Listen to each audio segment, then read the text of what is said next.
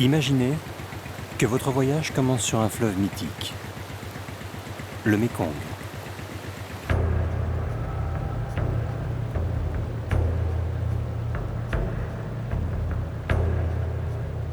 L'un des plus longs fleuves du monde et qui traverse 6 pays de l'Asie du Sud-Est. Vous êtes au Laos, entre Chine, Birmanie, Thaïlande, Vietnam et Cambodge.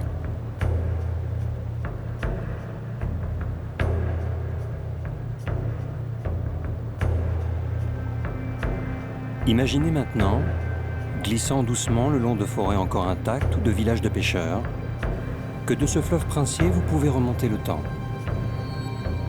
Et lentement, vous allez en des temps très anciens.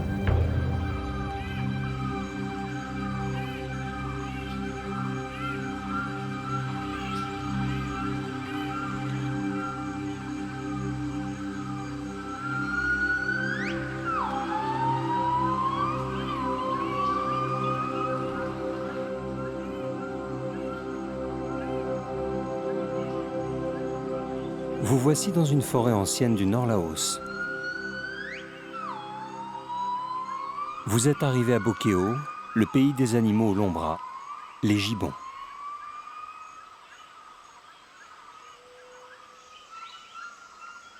Cette forêt primaire, âgée de plus de 7 siècles, est l'une des rares réserves autonomes du Laos. Une forêt qui trouve son importance dans sa canopée, c'est-à-dire dans la partie supérieure de la forêt, dans ces quelques mètres d'épaisseur où se concentre plus de 80% du feuillage des arbres et où les plantes y synthétisent plus de molécules complexes qu'au niveau du sol.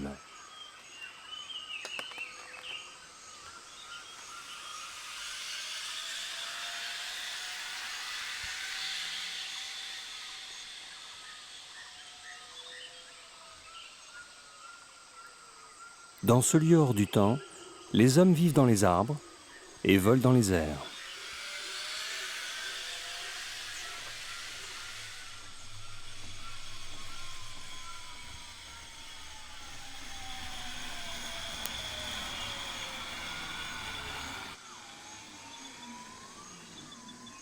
Ce projet de protection d'une forêt primaire s'appelle la Gibbon Experience.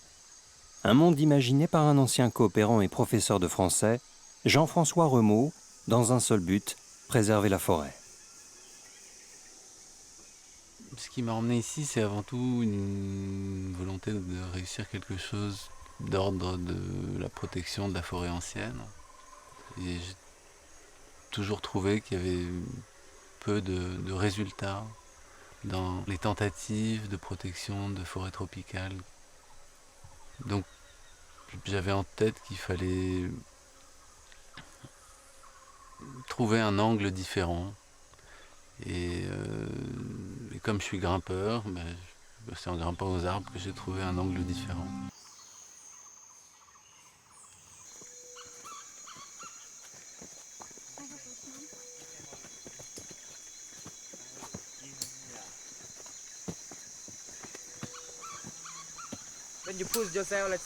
Tu la passes autour de toi, tu te tiens comme ça et tu attrapes la sonde. C'est mieux pour vous. Tu connais le chemin. Vous savez ce que vous faites, jeune homme. Quand vous vous arrêtez, il faut attraper le câble.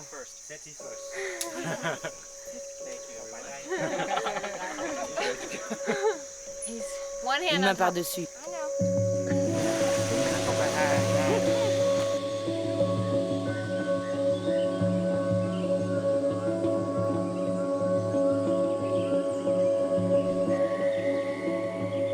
« 136 000 hectares sont aujourd'hui protégés avec seulement 6 cabanes, construites à l'orée de la forêt et espacées les unes des autres de plus d'1 kilomètre.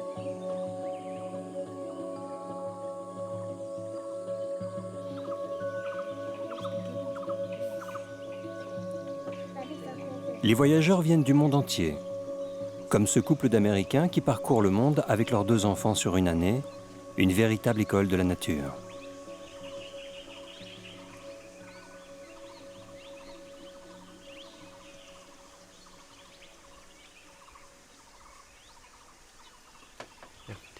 Vous avez vu quelque chose? Il est beau. C'est peut-être un martin-pêcheur, avec le vert, le rouge. Et il est tout près, sur cette branche. Il est magnifique. Tu le vois, Abby? Juste là, tout près. Tu le vois avec le rouge?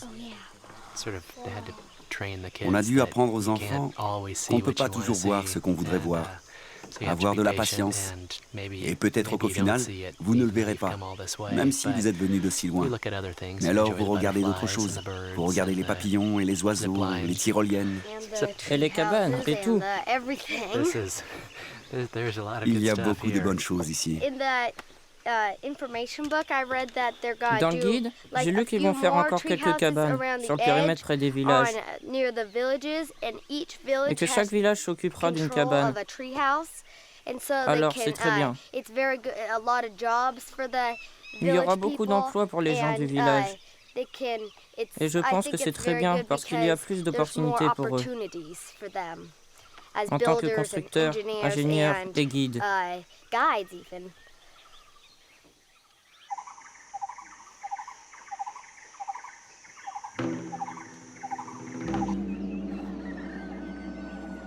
Le projet de Jean-François fait vivre plusieurs villages autour de la forêt.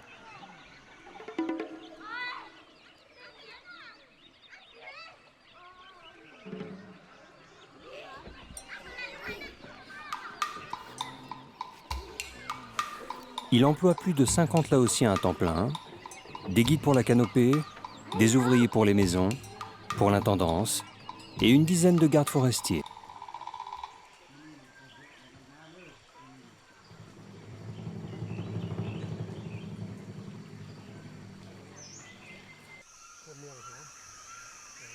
Ces hommes de la forêt protègent aussi les derniers gibbons, ces grands singes dont les sifflements sont entendus de très loin.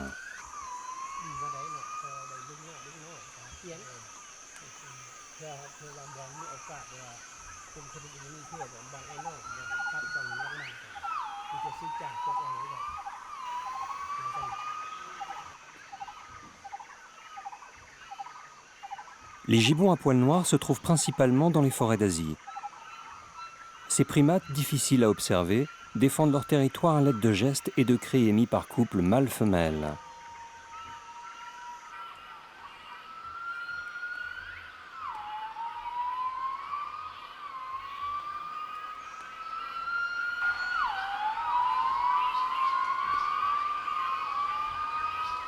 C'est une population que j'avais identifiée, enfin découverte, observée, qui m'avait passionné, jusqu'à ce que j'arrive avec un copain et sa caméra. On a pu les filmer de suffisamment près pour les montrer à des spécialistes qui nous ont dit mais ces gibbons n'existent plus, c'est pas vrai ce que vous nous montrez. On dit bon ben venez voir. Et ils sont venus, le Muséum d'histoire naturelle de Paris à ce moment-là, non, de Hanovre. Et voilà, c'était des gibbons qui étaient supposés éteints depuis les années 50 et qui ont une légère petite différence par rapport à d'autres gibbons qui ne sont pas encore éteints.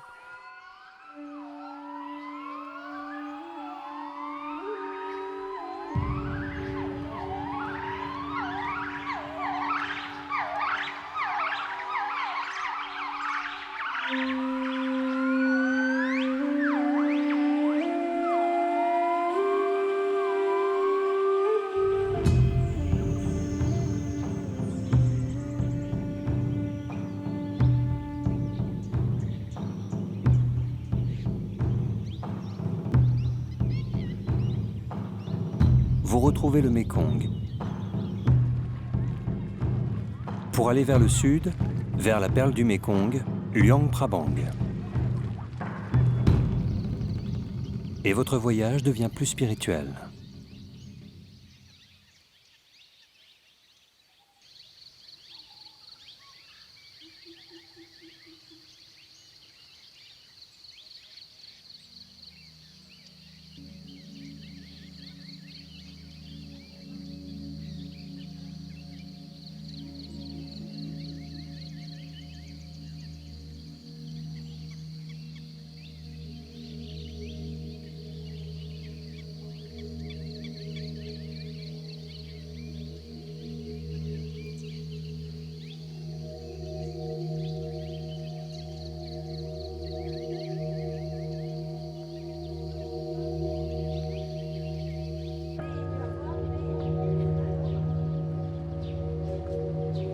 Et vous voici à Luang Prabang, l'ancienne capitale des rois du Laos, le centre de la culture Lao et de la tradition spirituelle.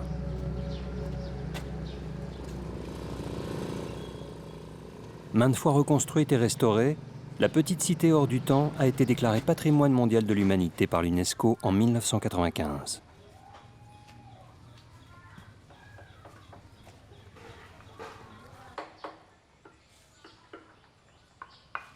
Il faut savoir ici prendre son temps pour découvrir les détails infimes qui font de cette cité un lieu comme en suspension. La beauté ici, elle est dans le moment. Elle est simplement dans un moment, dans un instant.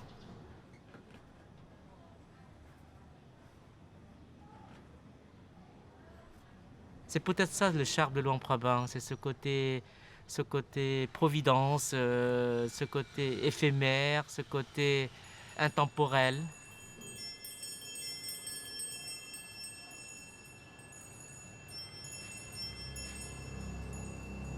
Intemporel comme l'art de la broderie au fil d'or, pratiqué jadis à la cour de Luang Prabang.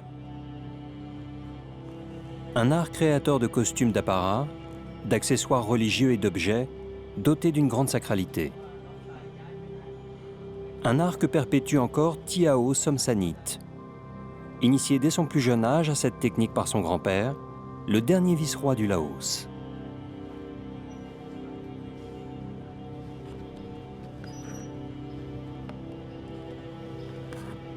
On ne peut pas parler de la culture Lao sans avoir une connaissance de la culture du Siam, de la vallée du Mékong, de Haut-Tonkin ou du Vietnam, de la Chine et du Yunnan, du Cambodge, avec ses danses, avec ses cultures. On ne peut pas parler de la culture Lao sans avoir une connaissance du monde indien, du monde sinisé et du monde malais.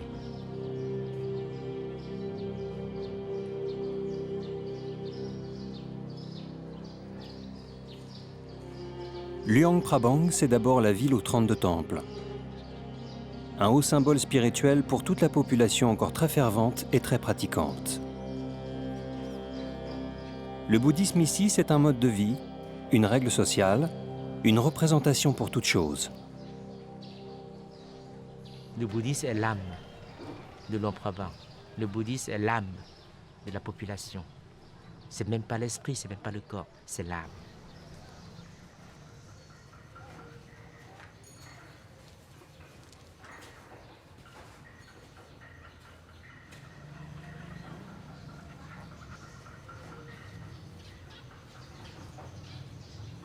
Vous commencez par la quête des bons.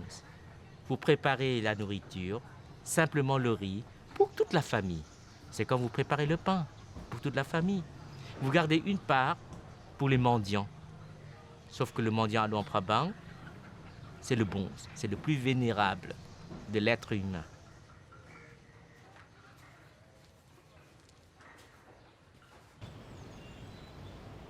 Mais le paradis devient précaire, fragile. Victime de son charme, cette ville est devenue la principale destination touristique du pays. La ville change de visage et les vieilles familles là-haut commencent à déserter la ville au profit de nombreux hôtels.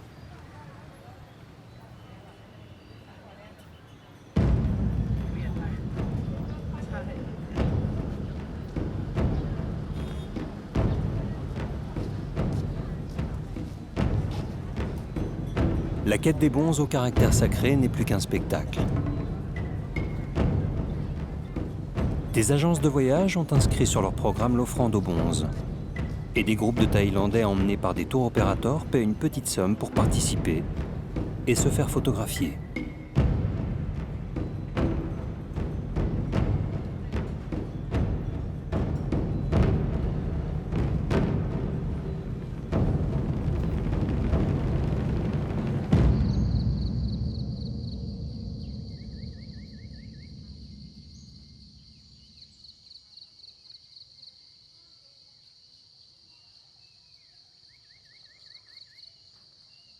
Et les bons eux-mêmes se posent la question de leur devenir dans une ville qui perd petit à petit de son âme.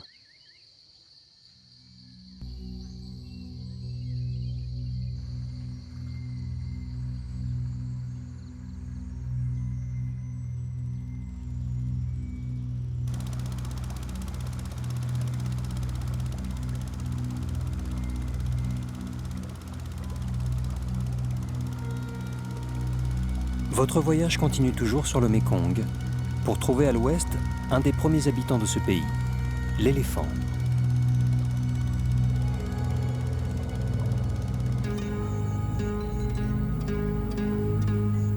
Mais en Asie, cet animal domestiqué par l'homme depuis plus de 4000 ans disparaît. Le Laos ne compte plus aujourd'hui que 560 éléphants domestiques et 700 sauvages.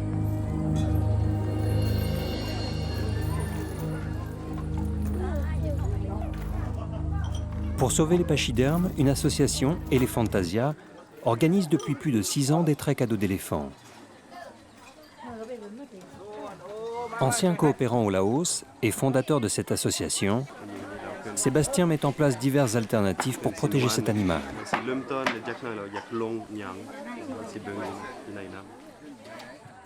Pour lui, protéger l'éléphant, c'est protéger de grands espaces et tout son écosystème.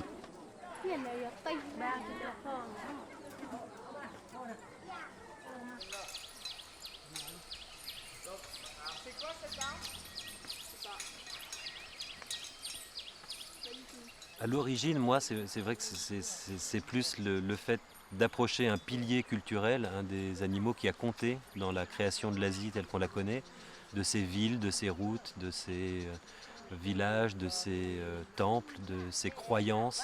Il a toujours été là, l'éléphant. Donc quand on vit en Asie depuis un certain temps, et on peut pas l'occulter, on ne peut pas ne pas le voir. Et quand on le rencontre physiquement la première fois, n'importe qui est étonné par cette taille, par cette docilité aussi. On se dit que cet animal, il peut, s'il voulait, il pourrait tuer son cornac en 1 seconde. Et pourquoi est-ce qu'il ne le fait pas? Ça, c'est une question qu'on se pose au départ.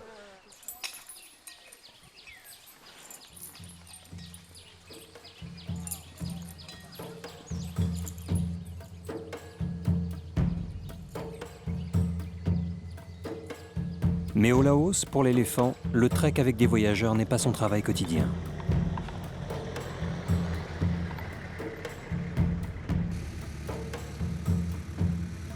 Anaïs travaille pour Elephantasia et mène un travail de terrain pour mieux comprendre les problématiques autour de cet animal.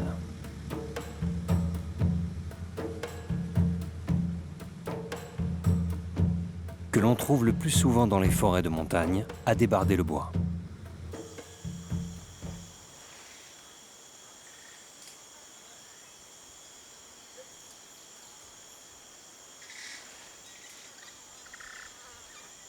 Tăng này 3 thiêu. Phải tăng này 3 thiêu. Rồi thì mình nhăn. Nhăn? Ừ. Nhăn mình pop. À. Mưa đừng này. Đây lôi pai đô la có. Mưa đừng này. Tu comprends, quand on travaille le bois avec un éléphant, on gagne bien sa vie. On gagne à peu près 70 € par jour. Et notre éléphant fait vivre 4 personnes. On est 4 propriétaires à se partager cette somme.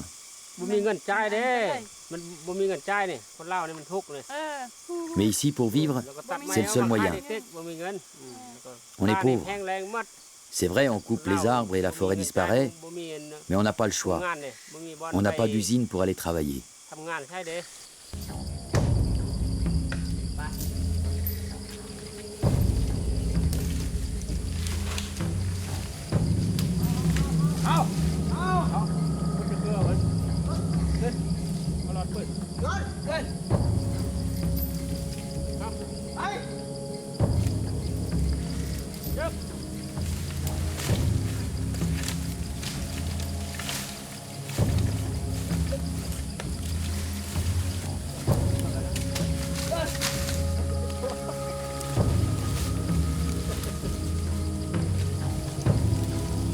Travail harassant, la bête peut tirer pendant toute une journée des grumes de bois de 3 à 4 tonnes.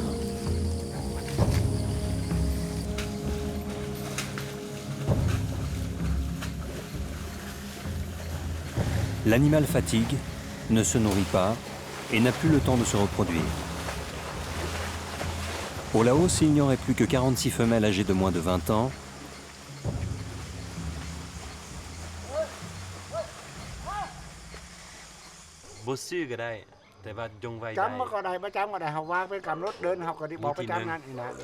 Avec Elephantasia, Sébastien tente de sensibiliser les Kornak et les propriétaires des éléphants au rôle et à l'importance de cet animal dans la culture Lao.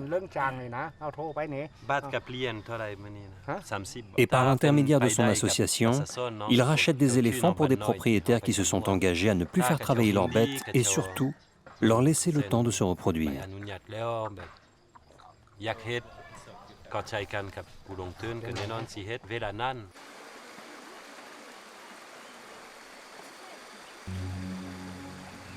Alternative moins pénible, plus écologique, ces voyages à dos d'éléphant organisés par Elephantasia représentent un premier pas pour la sauvegarde de l'animal.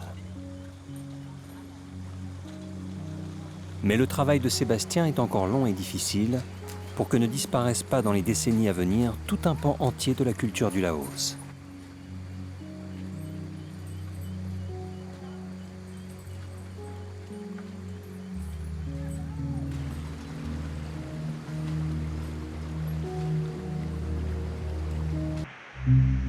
Mm-hmm.